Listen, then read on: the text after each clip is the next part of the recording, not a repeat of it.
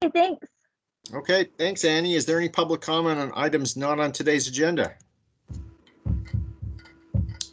Right, seeing none, we'll roll into our relatively thin action item list today, and it begins with our very own John Hart. We have a stormwater drainage easement issue.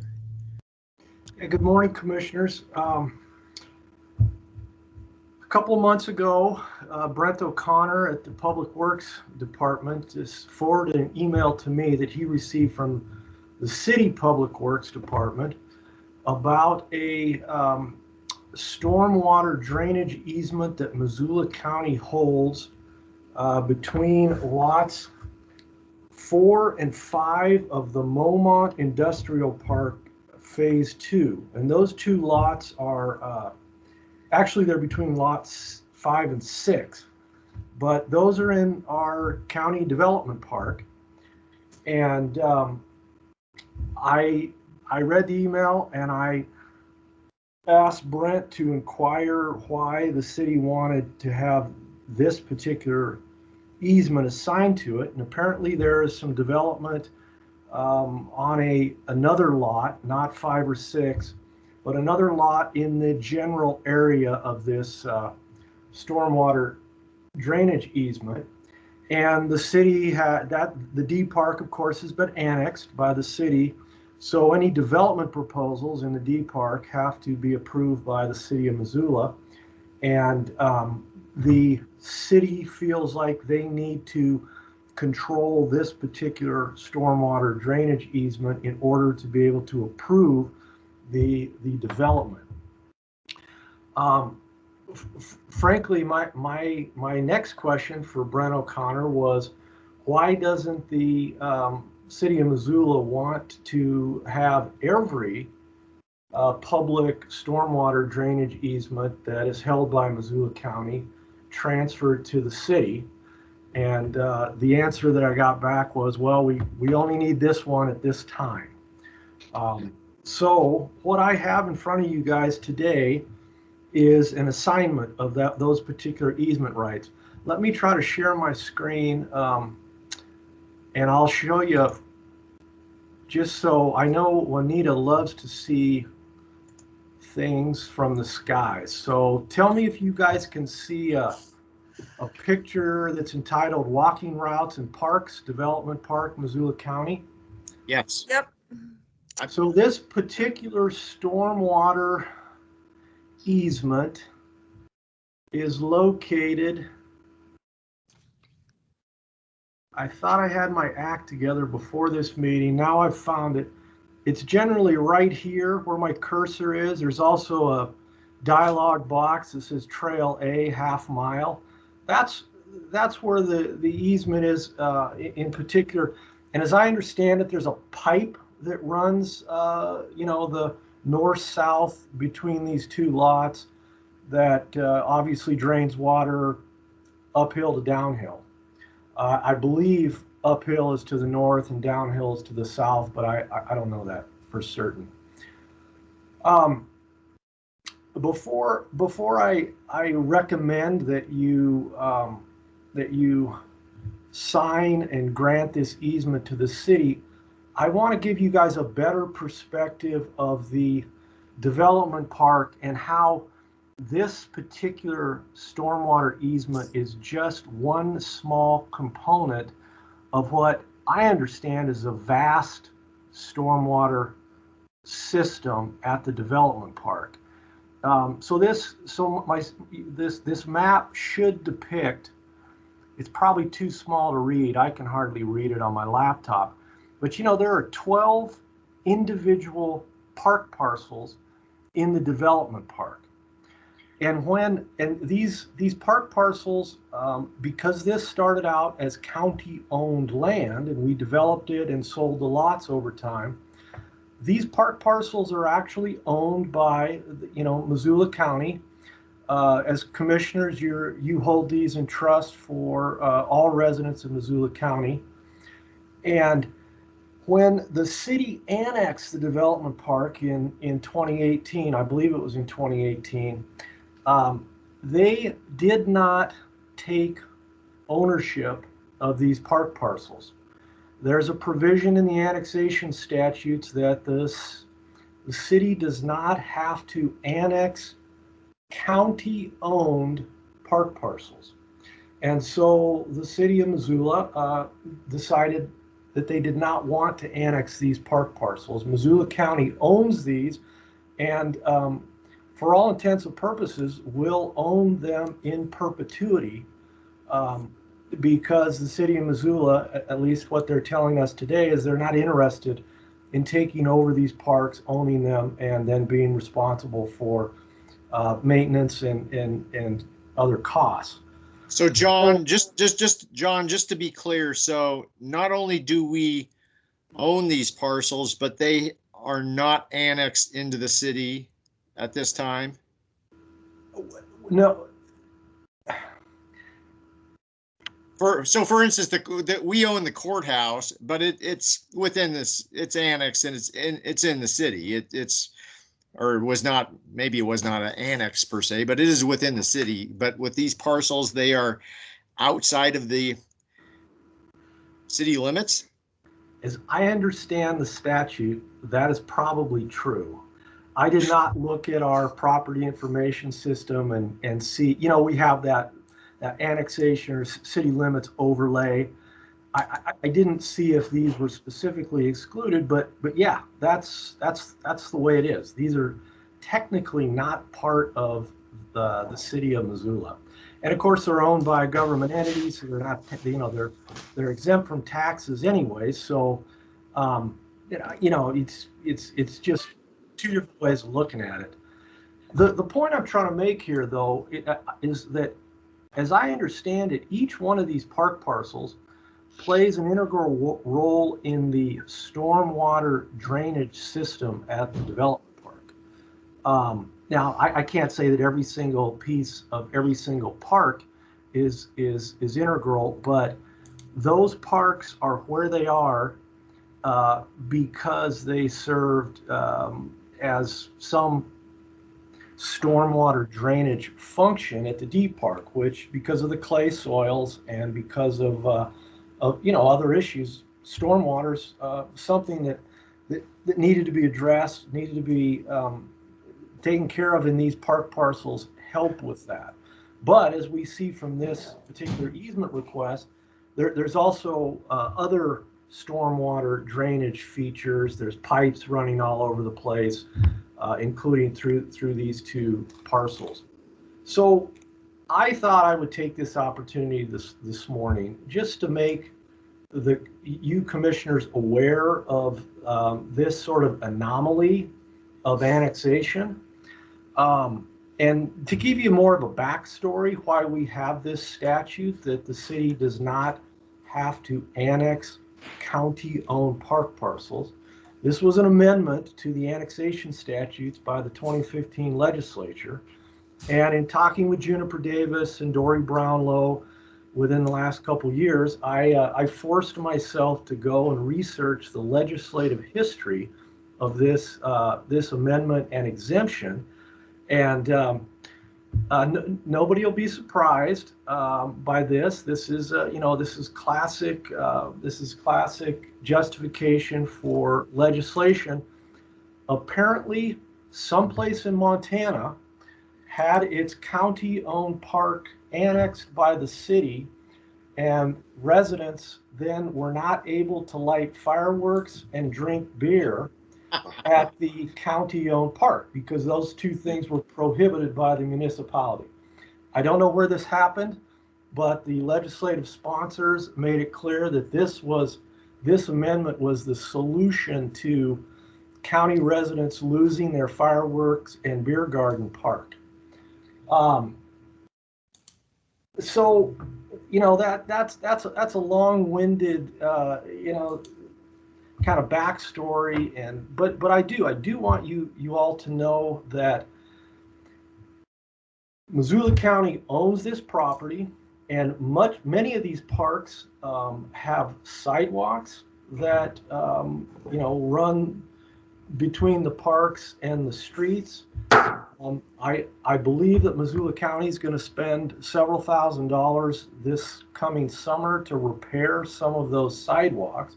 And the reason that it's Missoula County's responsibility to repair these sidewalks is that, as we all know, those of us who live in the city, if you have sidewalks that are on your property, those are your financial responsibility to maintain and repair when they buckle and break and otherwise need maintenance.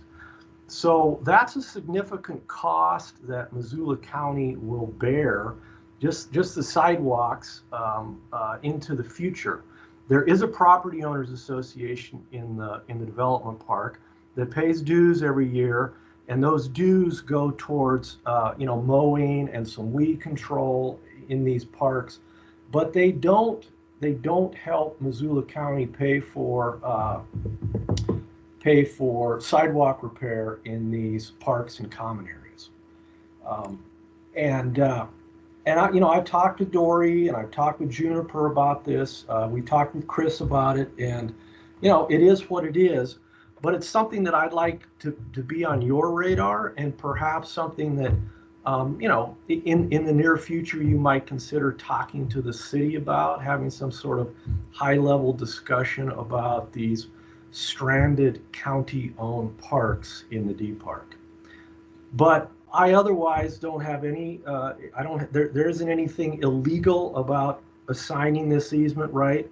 It makes sense in terms of the city having jurisdiction over development proposals, and I recommend that the commission approve of this assignment. Hey, John, do we have any history of transferring ownership of stranded county parcels to the city with that parcel, exactly what you're talking about, but in other places? Yes, and very, very recently, Juniper and I and Steve Nide worked together to transfer, I want to say it was 10 or 11 county-owned park parcels to the city. And these were parks, I recall some of them were kind of in that Orchard Homes area that has been recently annexed. I want to say one or two was in the Miller Creek area.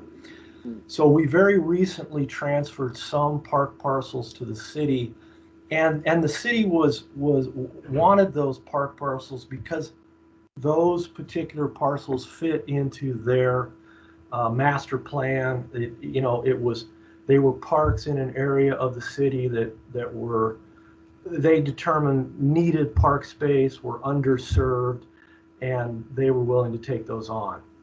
But the D park parcels, apparently they don't, at least in 2021, they don't have any interest in. So they want an easement for stormwater drainage. I wonder if is there some way to tie this to transfer, because it does, without talking with Juniper, when I understand we should be doing that. I just want to throw this out as an idea. This doesn't seem like a place where we would really want to have county parks, and it would help us if we didn't have to maintain these sidewalks. And given that the entirety of the thing is part of the city, is there some way we could look towards just getting these things to the city and tie that to something they want, like an easement out somewhere else?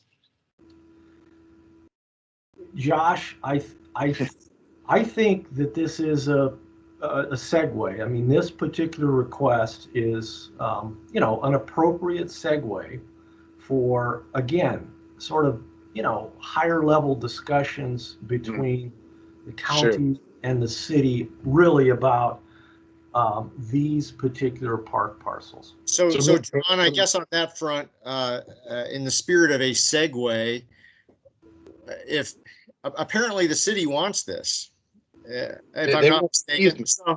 They want the easement. They don't want the maintenance. They don't. Exactly. Juan just hit it right. And that makes sense, right? But if they want the easement badly enough, then what about taking a step back and tying this either to all of the other stormwater drainage easements that could be potentially reassigned to the city, or the park parcels themselves. I have absolutely no opposition to that. Yeah, Well- I think that's the sort of discussion we would need to have. Well, what if we hold this item and start that discussion?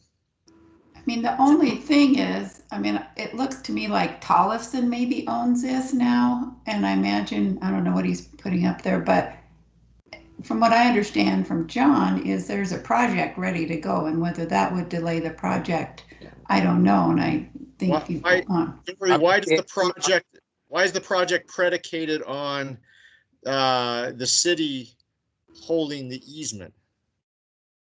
I mean, and I don't know that it is, but when John and I were discussing that came up. Yeah, I don't have a definitive answer.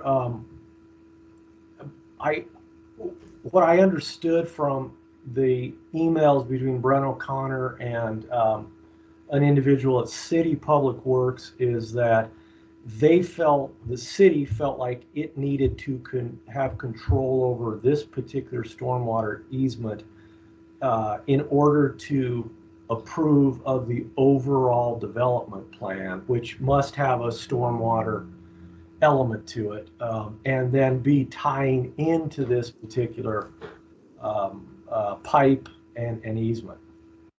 So I guess that Josh, you had something you want to say? Yeah, so I was thinking, I mean, is there a way to do this without throwing a wrench in the works that in works that may be moving along? But I can't tell from this discussion if that's the case. I just don't want to be jerks, and at the same time, I don't want to be suckers either. You know, are we? Or is the way to split the difference? Another approach would be if indeed it really is the case that for this project to move forward, the city needs to be assigned this drainage easement. What if we did take action on this and told the city in no uncertain terms that approval of any future assignments like this is predicated on a larger assignment and or transferring the parks to the city? Yeah, something like that would be perfect. And maybe what we could do is hand this to staff, so city staff and county staff can hammer out the details on just how that happens. I like this splitting the difference.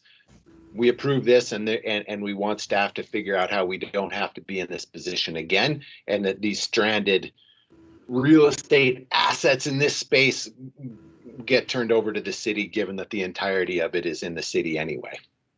Unless we like the flexibility of firing off artillery in these parcels without any regulation by the city. Yeah, That's who doesn't love the 4th of July? That's right. And yeah, so can we proceed along that line? I like the splitting the difference and with direction to staff to have this discussion with city staff at the next possible time. Great. Is that a motion? Yeah, there it is. I second that. Any further discussion? John and Dory, are you good with that? Yeah, Yes. that's fine. There have been staff discussions that have not gone anywhere, but with your direction and with your backing, we will reinitiate those discussions. Great. And if they continue to go nowhere, then we'll report that too. Great. So John, are you saying you can spearhead that, or should we foist that off on someone else? I'm gonna definitely recap this discussion with Juniper Davis, Chet Krauser. Thank you. And I've also tried. Dory gave me a very good suggestion last week. Let's loop in Travis Ross at the Water Quality District. Yeah. My understanding is Travis he's been off the grid until today. I sent him an email to get a hold of me at his convenience. So I'm going to try to loop Travis in too and see how this plays into the Water Quality District, if at all. Great. Thank you for doing all that. Yeah, you bet. Thanks for indulging me. The only thing I will add is, so for the last year I've been managing, these on behalf of the Development Park Property Owners Association as a landowner. And so I am somewhat, we're hiring a manager for that association, but if I'm not here, the county and the county commissioners get the calls. As you may remember, some broken pump this last summer that Annie probably got those calls, and one of the commissioners sent to me. So those are the property owners. But I think as I'm not here and there's no industrial TIF, and hopefully they will eventually not have the technology TIF, it's going to be more problematic unless there's something like this that could take place. And maybe ties in with the Mullen build. I've been kind of tuning into some of the Mullen build. I mean, this really is a neighborhood for that too. That's all. Any further discussion? All in favor? Aye. Aye. Thank you. Yeah, thanks. John, you exceeded expectations. I had no idea this item would take 25 minutes. Me either. I thought this was a kind of a big nothing, but it's actually not that at all. Well, I'll try. I'll try not to do this routinely to you. but again, thanks for indulging me and listening to our perspective. You bet. Thank you. All right, moving on. That's our last action item, correspondence. We have a request that we sign a funding commitment letter for OEM's application for emergency management performance grant program funding. Hi, yeah, commissioners, I'm covering this for Adrian today. This is just our annual letter notifying the state that we will provide the match on this grant. This grant helps fund some salaries, deputy DES coordinators and Smart 911. This is just our annual letter. Any questions on that? I think this is worthy of funding. Yes. We'll, see this via DocuSign, presumably. Thank you. Thank you. Thank you. All right. Budget amendments. I'm assuming Amanda Henthorn might be speaking on this topic. That would be correct. Okay. On Thursday at the public meeting, there will be 3 funds with hearings for budget amendments. The first is the CAPS Grant Fund has received more money than anticipated from the State Alcohol Tax Fund. This helps support alcohol and substance abuse training efforts in the community and treatment and different things like that. So we just got more money than we expected, which is an exciting thing. There's no match, no other types of funding or anything from the county required. How much did we get? I believe it's an additional $175,000-ish. So Amanda, I'm sorry to be asking dumb questions here, but is this part of the SAP money that we then give away? This is separate from SAP. Okay, sorry. Tangential, if that makes sense. So what will we be doing with this money if we're not giving it away? So basically, the money goes to service providers in the community. So we have the money comes into the county, and then we, in essence, pay it out under contractual obligations to service providers that are kind of accredited. I'm not picking the right word there, but it's like accreditation by the state in providing intervention and treatments and substance abuse prevention services. So what entities that if you have them at your fingertips, meet that qualification? I don't have all of them, but I think probably PHC is one of them that gets some of those dollars. Maybe all this goes to us, and then we give it out to them, or correct. So the state gives the counties, all the various different counties, the money, and then we distribute it. Okay, I guess I got to be. I'll stop trying to speak incoherently. I'm thinking about some other needs we have specifically out at the TSOS, and if some of the entities that provide services out there fit within this and have the appropriate accreditation or not. It seems like, have we not already expended these funds? So that ship has sailed. Oh, I think. okay. Sorry. It sounded like new money. Well, it's new from, I think, a budget amendment standpoint. Chris, do you have some insight on this? Yeah, so these are the contracts Melissa Gordon brought to you last week. And so, Josh, those facilities actually have to pre-qualify with the state, and it has to be for specifically. So it is possible that in the long term that yes, TSOS and those kinds of services could qualify. They were not in this last year. So it's Western Montana Mental Health, Urban Indian Health Center, which is now All Nations, is one of those. And then there's a component, I believe Amanda's correct, goes to Partnership and Providence, if I remember correctly, are the ones that meet the threshold that we get it based on population and volume of alcohol sales in the state. It's distributed across the state using that. This is very much a done deal. Unfortunately for this year it is, but that does not mean for future funding, as we talk about this for the future, that it's that way. So thanks. Yeah. Thanks, Chris. I do think there is, from what I understood from Kayla and Melissa, there are a couple more contracts related to this that you will be signing, but they're kind of already selected. So I can't fully say that you've seen and signed all the contracts, but you've seen and signed most of them. Yeah, I think you're right. And Kayla will be available on Thursday to answer kind of any of those operational type questions as well. The second fund is the SAP fund and the Substance Abuse Prevention Fund. The health department received a couple grants for outreach programs to support families in workplaces that are impacted by opioids. And so we're amending the budget to include the revenues and expenses for those grants. Those two resolutions look slightly different than what you're used to seeing for some grants, in the fact that there is a cash component that is listed there.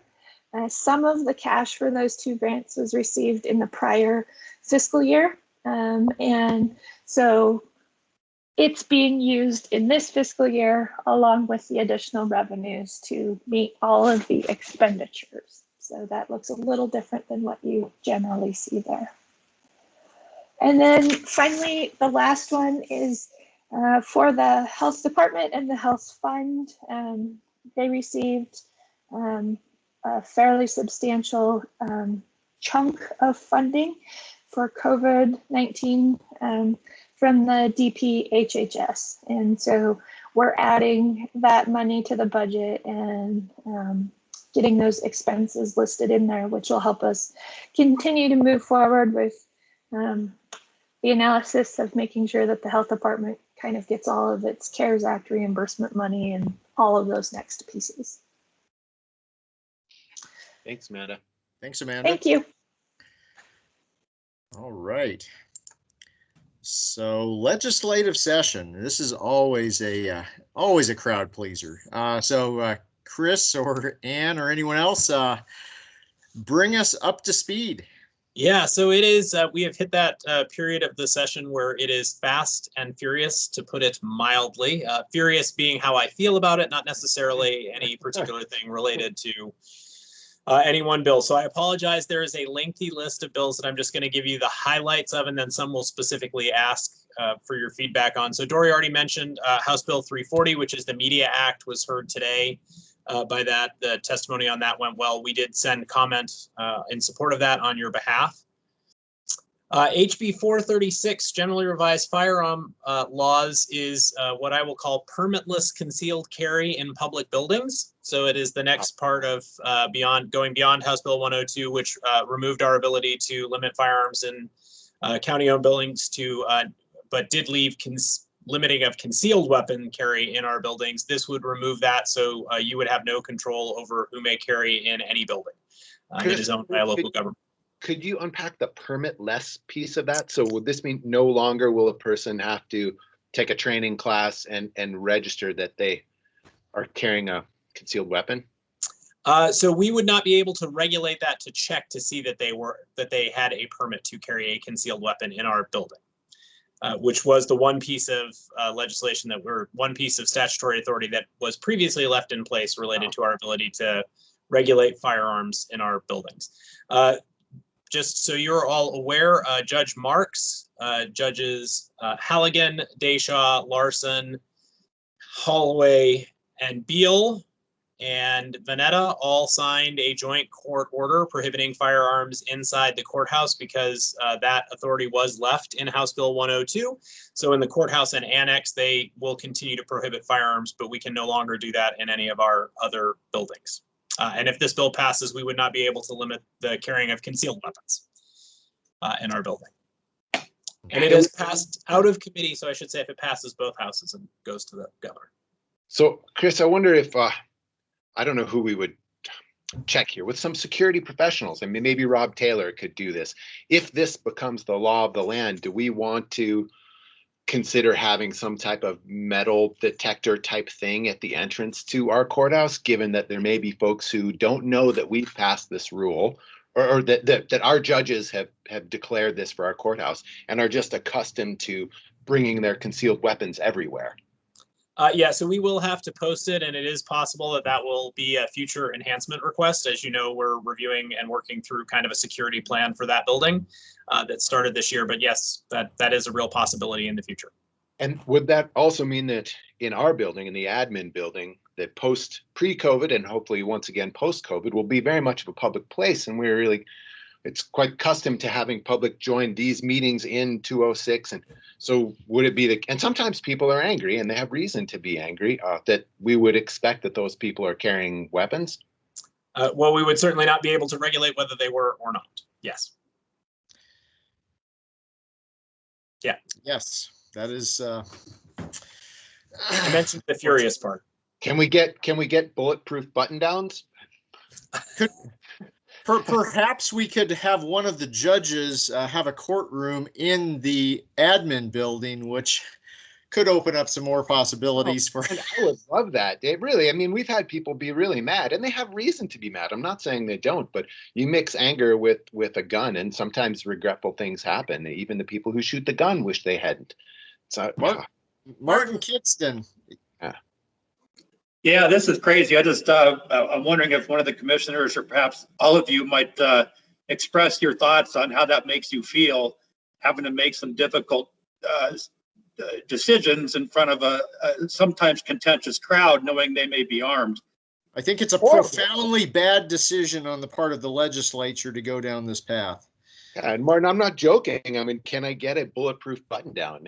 This is a bad thing. I mean, we are often put in a position, and it's the nature of our work that we have to make hard decisions that anger people. That's just how it is.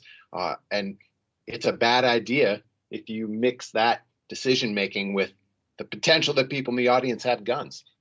And same for bankers and bar owners too, and patrons. I mean, and university teachers. And universities. Yeah. Well, yeah, and good point, Josh, as far as, and I think we've seen this play out with masks, as far as folks seeing directives come down from the governor or Helena that make it look like prohibitions have been completely expunged and assume that that they can do whatever they want in Missoula County, disregarding the fact that we might actually have some different either different health orders in effect here, yeah, or the courthouse case in point that it might still be a firearms free zone except for law enforcement. Absolutely. And Dave, I'm nervous that a sign on the door will not stop someone if they're in a hurry and they're busy and they now are under the understanding that they can bring their gun anywhere, that they'll just walk in the door and they maybe be really mad about a land use decision. Yep. What else do you have for us, Chris, after that good news? Yeah, sorry. So House Bill 435, this bill would, so what is passed already is limitations on liability for business owners. This is liabilities for a local government, so protection for local governments and the state. related to if folks contract COVID during a proceeding that we're having. So that has already passed out of House Committee and will be headed to the floor. I would prefer, of course, as I think you would as well, that instead we would have common sense health orders instead in place to prevent the need for liability protection, as opposed to after the fact liability protection when folks get ill. And maybe we could protect ourselves from this liability by doing all these things virtually until everyone's vaccinated. There's definitely a modicum of truth to that statement for sure, Josh. So that bill is, like I said, passed out of committee. It passed on what I would assume is largely party line vote 12-7.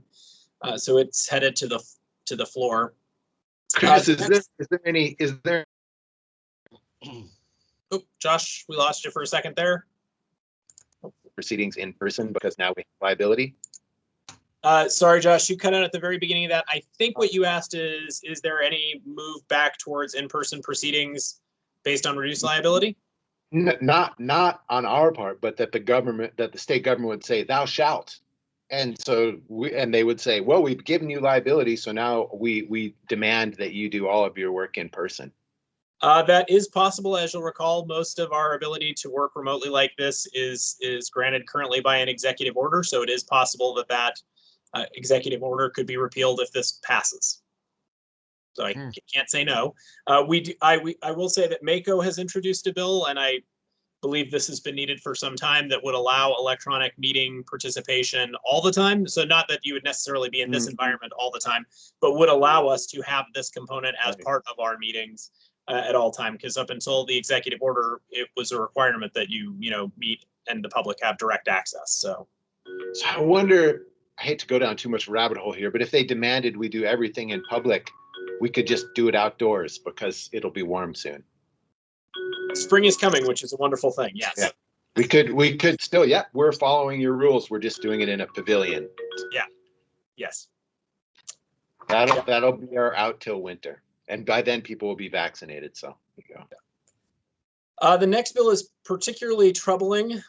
So it's unfortunately on one level. So it revises, it's HB 430. It revises landlord-tenant laws during an emergency.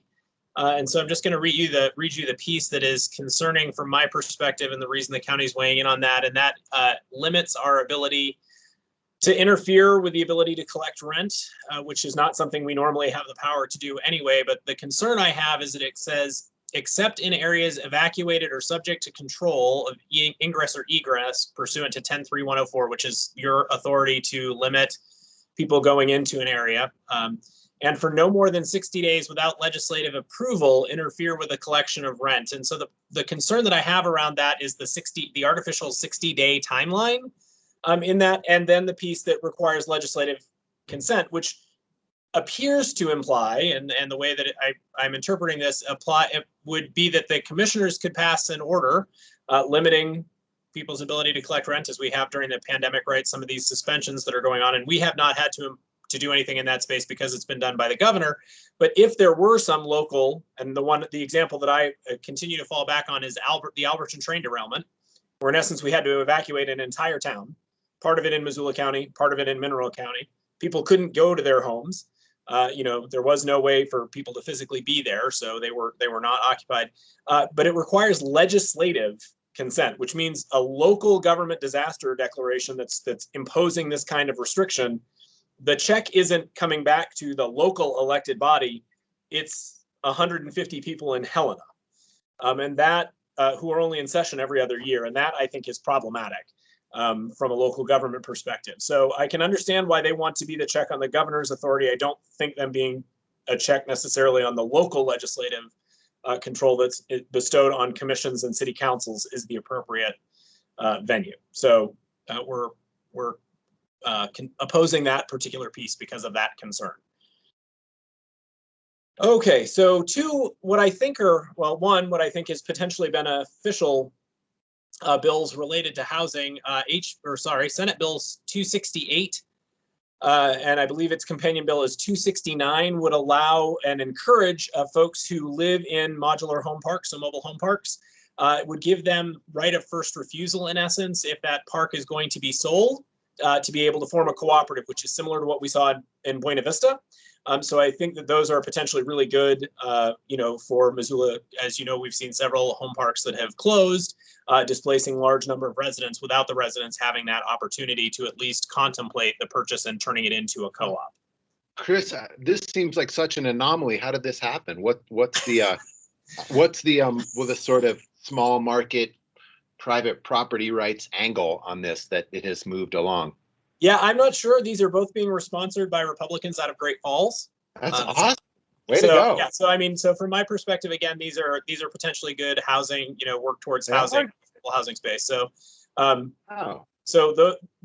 you got to have at least some positive mixed in with the stuff that I share with you guys on these particular meetings.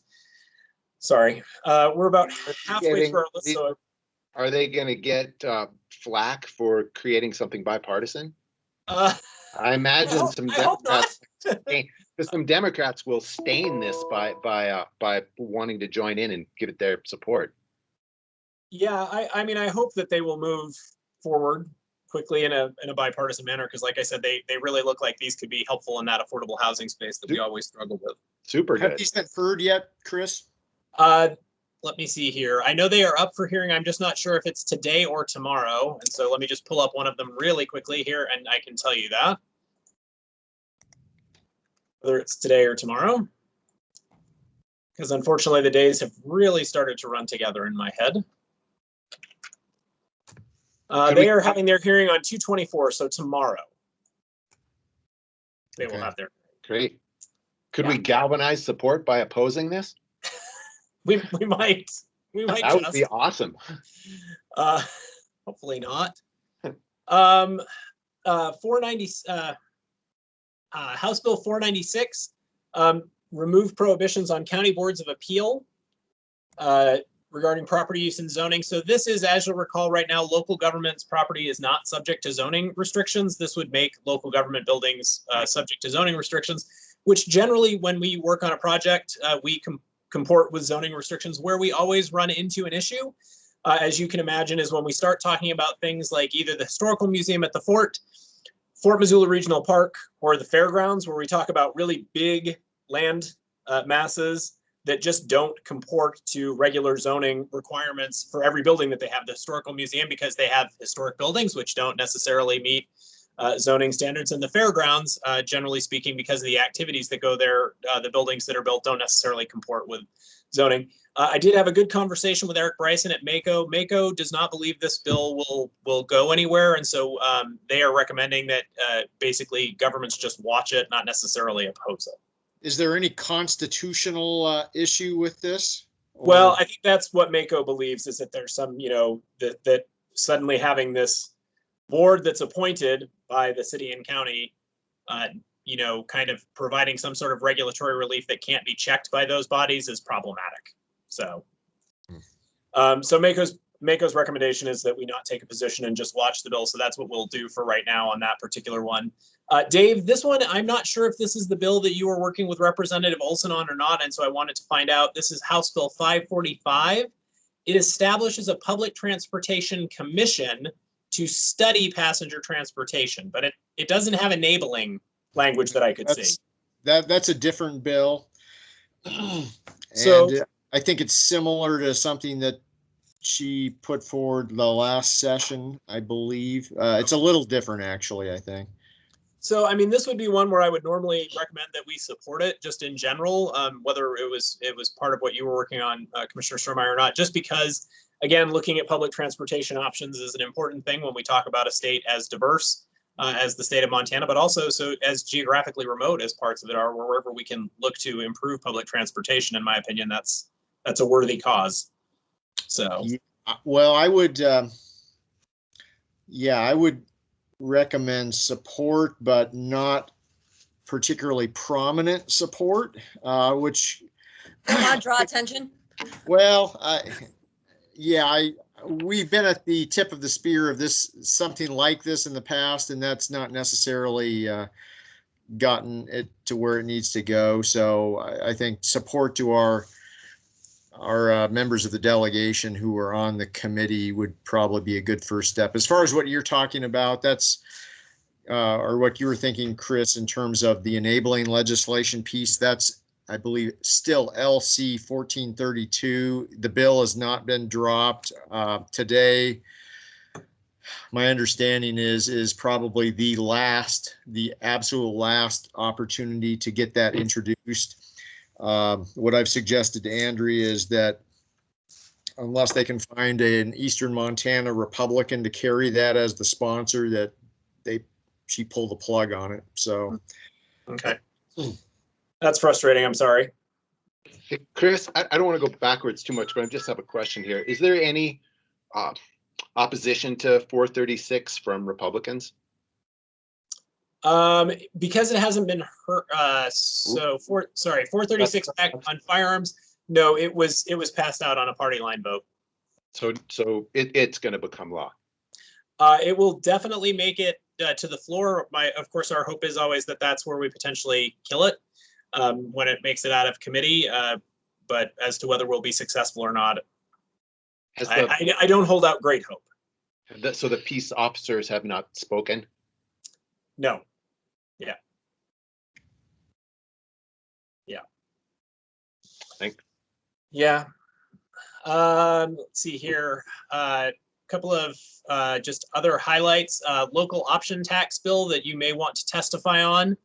SB 313, provide for local option tax, Montana Tax Fairness and Rural Revenue Initiative, sponsored by Senator Christopher Pope, Democrat out of Bozeman, but it is coming out of Bozeman, which is helpful. So that is up for hearing, and we have Senator O'Brien on that committee. If one of you is interested in testifying on that, then we can work on getting you registered for that. That bill would allow cities to impose local option tax. It does not allow counties to impose that tax, but the city has to share 20% of the revenue from the tax to the county, because it's assumed that the county residents obviously shop in city centers, and so therefore there's a revenue sharing component. So while not as uniform as if it were countywide, it at least does have a property tax relief for residents built into it, both city and county. When's this one being heard? 313 is scheduled for hearing. I believe that one is also on the 24th, but I'm just double checking that, Josh, real quick. Josh, is this something you'd like to? I'd love to. Yeah, thank you. It'll be, take another stab at it. Yes, so Josh, we would need to register you by noon today. It is up tomorrow. Okay. Well, if that's possible, I would love to do it. I know everybody's really busy, and if it doesn't work, I will be fine. But if it's possible, I'd love to. We have our crack team on here because I see Emmy and Allison, and at one point I think I saw Sarah Bell on there, although she's not on my list currently, and that's probably just because I'm not looking in the right space. So I bet we can get you registered. Thank you very much. Remind me the bill number real quick, Chris. SB 313. Yeah. So Josh, Yes, sir. you will be the designated turd in the punch bowl tomorrow. Well, hopefully this bill won't be self-tabled. Let's put it that way. Oh my God, I can't believe that guy did that, but So hopefully it won't be self-tabled. Last two bills here. One bill which we are going to oppose, it's another anti-transgender bill, is SB 280. It has what I would refer to as a semi-innocuous title, Revised Vital Statistic Laws Regarding Sex Designation on Birth Certificates. But what it does in the state of Montana, in order to change the sex on a birth certificate, all you need is an affidavit from the person. So basically a sworn statement that says, I'm male or I'm female or whatever the change is that's appropriate. And that came about. There had previously been a requirement for a court order. That piece was removed.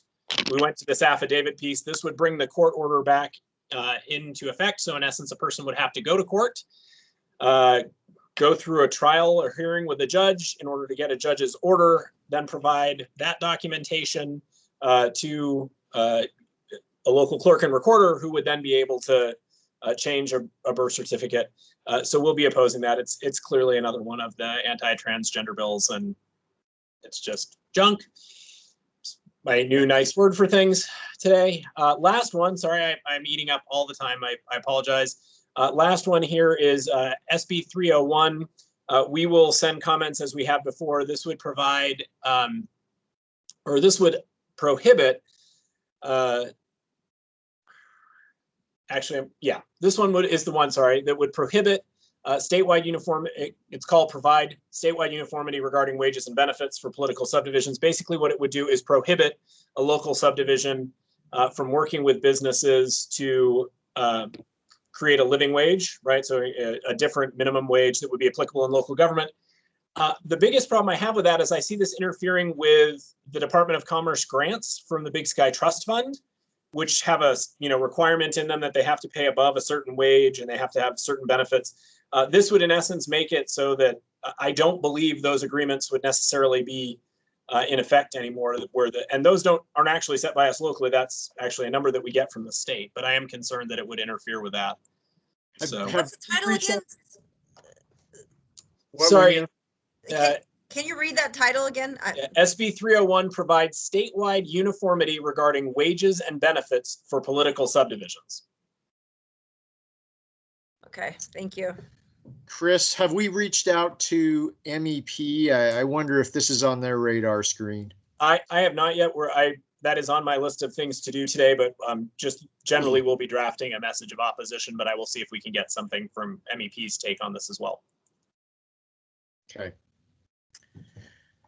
So that is the long list of things, and I hate to say this, but all of those have popped since Monday, because we are at the point right now where it's about 170 bills on average that are coming up in a 2-day look at the legislature. So, hey, so Chris, I just want to say how much we all appreciate you guys trying to, read the signs on a train that's running by at 120 miles an hour. And thanks for your diligence on this. Yeah, you bet. And I will say it would be impossible without Ann, Allison, Emmy, Sarah, Casey, and Jamar, all of whom are helping out to get messages out, because we are flooding departments at this point. And they have, I will say we are super fortunate not only to have such incredible talent in general, but such talent that can take the really kind of complicated issues and stuff that they're getting from staff and then distill those down to messages that we can get to legislatures in that short snippet to give them critical information. We have gotten quite a few thank yous back from various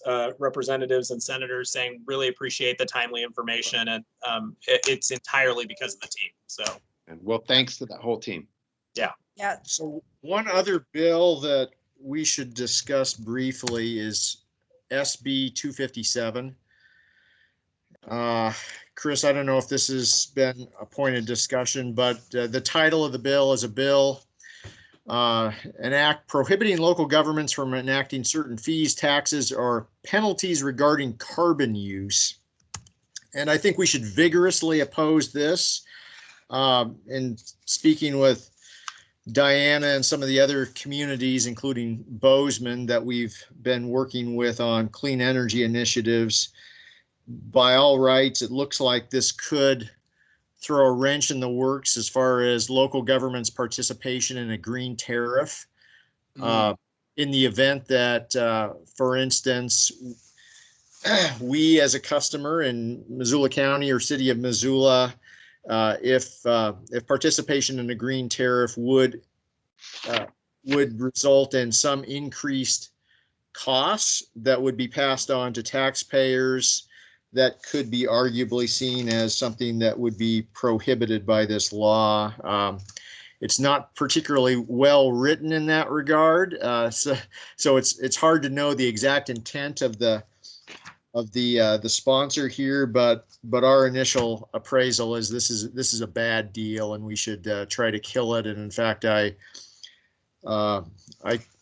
spoke with Bob Rowe with Northwestern Energy on the phone this morning and encouraged Northwestern to oppose it. We'll see where that goes. I can't imagine they would. Maybe I'm understanding it wrong, but it seems like they would love this. Well, maybe, although it runs counter, if indeed it has the intended or unintended consequence of precluding local governments from participating in the green tariff, which is the whole upshot of the collaborative work we've been doing with Northwestern, then that would be a good reason for them, if not outright opposing it, at least amending the language to exempt any customers, including local government, who opt into the green tariff from not being subject to this law. Yeah, unless I'm being too cynical that they would love it if we didn't have that option. if the only option left to us was to forge our own path, which is much more difficult and expensive. Are you We, able to speak on this day? What is it, tomorrow? I'm tied up, but I think that Brian von Lossberg from the city is available to testify. Great. But regardless, I think that we ought to, if Josh and Juanita, if you agree, I think we ought to Oh, absolutely. send a note of opposition. For sure. We can definitely do that. Remind me the bill number, Dave, sorry. It's Senate Bill 257, SB 257. Thank you. Which just goes to show how much bad stuff is lurking out there that we aren't even aware of, probably. So, Yeah, we didn't even hit on all the horrible planning bills. I know that they're. Oh, and we're at 11 o'clock. I just realized that we've run out of time. The one last thing before we dismiss today, it's been a while since we've done this, but it is time for a drum roll. I just received word that on a 3-0 vote, the Lewis and Clark County Commission decided to move forward with joining the Big Sky Passenger Rail Authority. Well done, Dave. Oh, and that's a big one. That's a big one. Yeah. That's a major accomplishment there. So, and sadly, it looks like the media has departed us. But anything last of an urgent nature that we need to mention here?